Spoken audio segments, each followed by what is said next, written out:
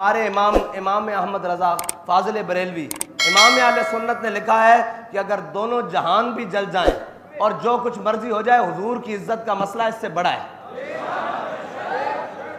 और रही बात कि हुजूर की इज्जत के मसले में या कुरान के तहफ़्फ़ुज़ के मुकाबले में तुम किसी भी चीज़ को लाकर खड़े हो, सबसे पहले तहफ़्फ़ुज़ कुरान है, तहफ़्फ़ुज़ नामूस रिसालत है, उसके बाद जो चीज़ आएगी उसका तहफ़्फ़ुज़ है। मन कतल मुआहिदन मिन गैर कुनातिन है, मिन गैर कुनातिन, जो बिला वजह कोई बात करे, और बिला वजह तो नहीं हुई ना भाई, हम तो यही बताते हैं भी बिला वजह नहीं हुई। बिला वजह अगर हुई होती और इल्ज़ाम धरते हैं हम पर, मैंने कहा अच्छा इल्ज़ाम है हम पर, तो हमने कब कहा है कि हम नामूस रिसालत के लिए बाहर निकलने वाले नहीं हैं?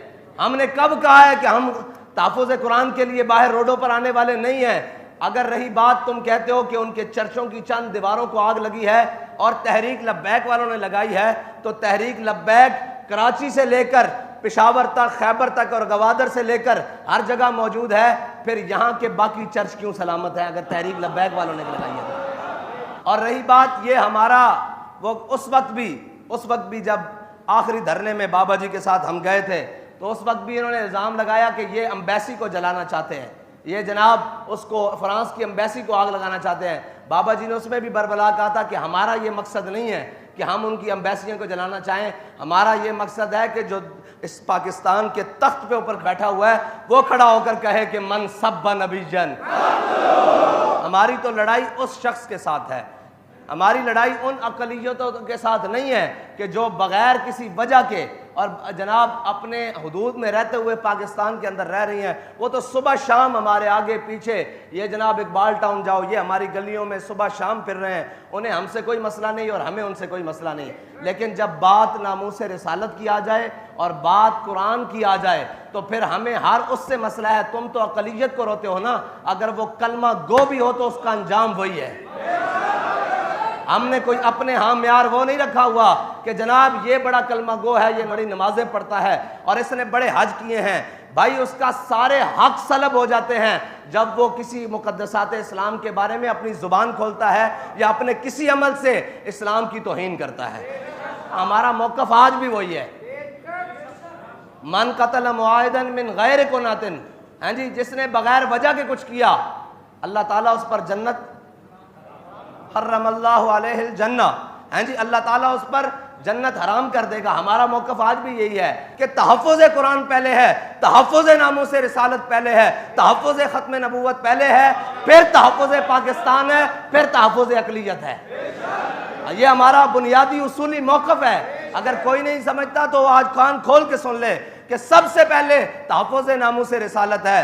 हमारा इमाम तो कहता है करूँ तेरे नाम पे जान फिदा, न बस एक जान दो जहां फिदा। तुम नामूस रिसालत के मुकाबले में किसी के तहफ़्फ़ुज़ की बात करते हो तो हमारा इमाम कहता है करूँ तेरे नाम पे जान फिदा, न बस एक जान दो जहां फिदा।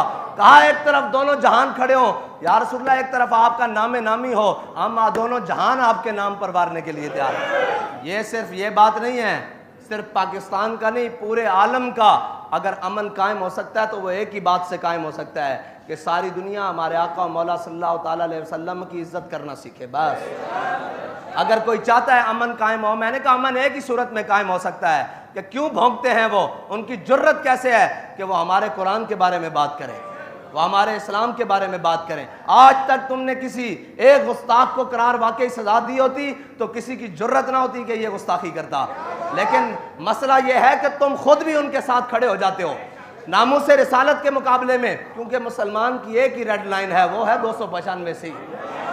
जब बात उस पर आ जाए फिर तो ये क्या है, दोनों जहानों को भी आग लग जाए हम इसकी परवाह नहीं करते। इसलिए क्योंकि हमारे इमाम ने कहा है करूँ तेरे नाम पे जान फिदा, ना बस एक जान दो जहां फिदा, और दो जहां से भी का हुजूर आपके नाम के मुकाबले में ये दोनों जहान भी हो तो हमें इससे परवाह नहीं है, और दो जहां से भी नहीं जी भरा, करूं क्या करोड़ों जहां नहीं। ये है हमारा अकीदा और ये हमारी बात। वो सुन रहा था मैं इंटरव्यू, उसने कहा कि हम जब से पाकिस्तान बना है या जब से यहाँ आकर आबाद हुए हैं आज तक हमें कभी मसला नहीं बना। तो इसका मतलब है मसला तो उनको कभी नहीं हुआ इस मुसलमानों से।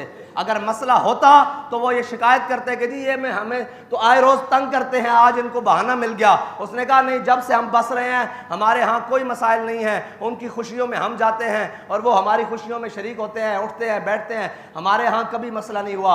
आज ये वाक़या हुआ है तो अपने भी बेगाने हो गए हैं।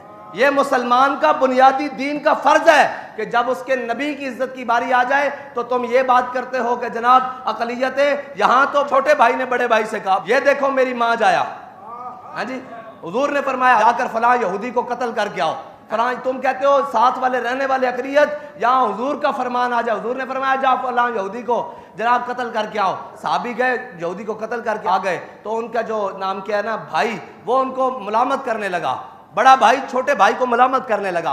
हजरत मुहैयसा पहले इस्लाम ले आए और खुवैयसा बाद में लेकर आए। बड़े भाई ने छोटे भाई को मुलामत की ना, मुलामत की कि ये देख तू, तेरे अभी रगों में यहूदी के कर्ज का खून दौड़ता है, उसी यहूदी को, और तू उसको मार आया है। जब नामूस से रिसालत की बात आएगी हम तो अपने बड़े भाई को नहीं देखते यार, हम तो अपने सगे रिश्तों को नहीं देखते। और हजरत मुहैयसा ने खुवैयसा का हाथ पकड़ा और बाहर चौक में ले आए।